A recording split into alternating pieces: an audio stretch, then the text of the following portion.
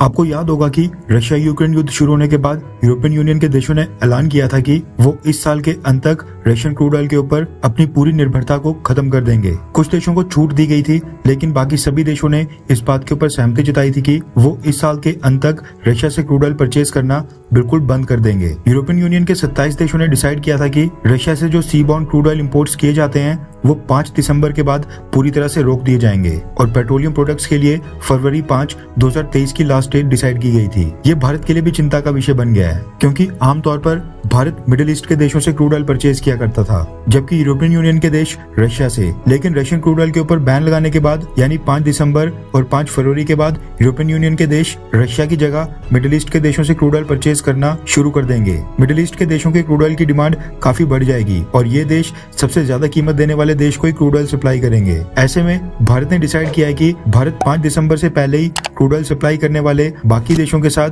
Crude oil की long term deal sign करेगा, जिसके लिए मिडिल ईस्ट के अलावा जो बाकी क्रूड ऑयल सप्लायर देश हैं उनको कांटेक्ट किया जा रहा है। अब इसमें रशिया हमारे लिए सबसे बेहतरीन ऑप्शन निकल कर आ रहा है, क्योंकि रशिया के पास 5 दिसंबर के बाद क्रूड ऑयल के बायर्स और भी ज्यादा कम हो जाएंगे। इसलिए खबर निकल कर आ रही है कि रशियन क्रूड ऑयल के ऊपर यूरोपियन यूनियन के पूरी तरह से बैन लगने से ठीक पहले भारत की रिफाइनरीज रशिया के साथ long term oil deal sign करने जा रही हैं। रिपोर्ट्स के मुताबिक भारत और रशिया के बीच लंबे समय के लिए लो कॉस्ट ऑयल कॉन्ट्रैक्ट की नेगोशिएशंस अभी भी चल रही हैं। भारतीय सरकार ने भारत की सभी रिफाइनरीज को इसके लिए छूट दे दी है। भारतीय सरकार चाहती है कि भारत की रिफाइनरीज रशिया के साथ एक लंबा कॉन्ट्रैक्ट साइन करें, जिसकी अवधि 6 महीने से लेकर 1 साल तक की हो, और इस कॉन्ट्रैक्ट के तहत भारत क्रूड ऑयल की एक क्वांटिटी निर्धारित करके रशिया को बताएगा, और ये एक तरह से भारत की तरफ से रशिया को आश्वासन होगा कि हम किसी भी हाल में निर्धारित क्वांटिटी में रशियन क्रूड ऑयल परचेज करते रहेंगे, फिर चाहे कल को कोई भी सर्कमस्टांसेस क्यों ना पैदा हो जाएं, कल को रशिया यूक्रेन युद्ध का कोई भी परिणाम क्यों ना हो। भारत की रिफाइनरीज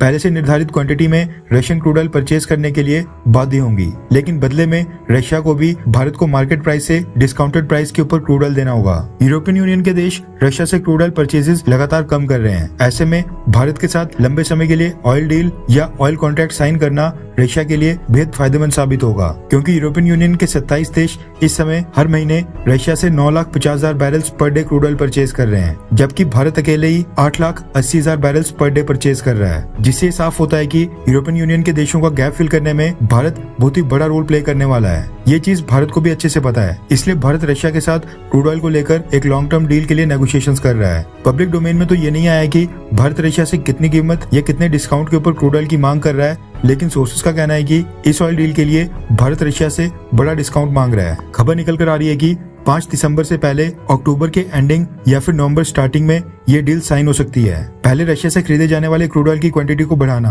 और अब रशिया के साथ क्रूड ऑयल की डील को साइन करना, ये साफ दर्शाता है कि भारत इस समय किसी भी देश के दबाव में बिल्कुल नहीं आएगा, बल्कि हम अपने खुद के हित साधने का काम करेंगे। हालांकि भारत और रशिया के बीच जब ये क्रूड ऑयल की लॉन्ग टर्म डील साइन होगी तो अमेरिका, यूक्रेन और वेस्टर्न देश भारत की काफी आलोचना भी करेंगे। आपको क्या लगता है कि रशिया के साथ क्रूड ऑयल की लॉन्ग टर्म डील साइन करना क्या भारत के लिए सही कदम होगा, हाँ या फिर ना? नीचे कमेंट करके अपनी राय जरूर बताएं।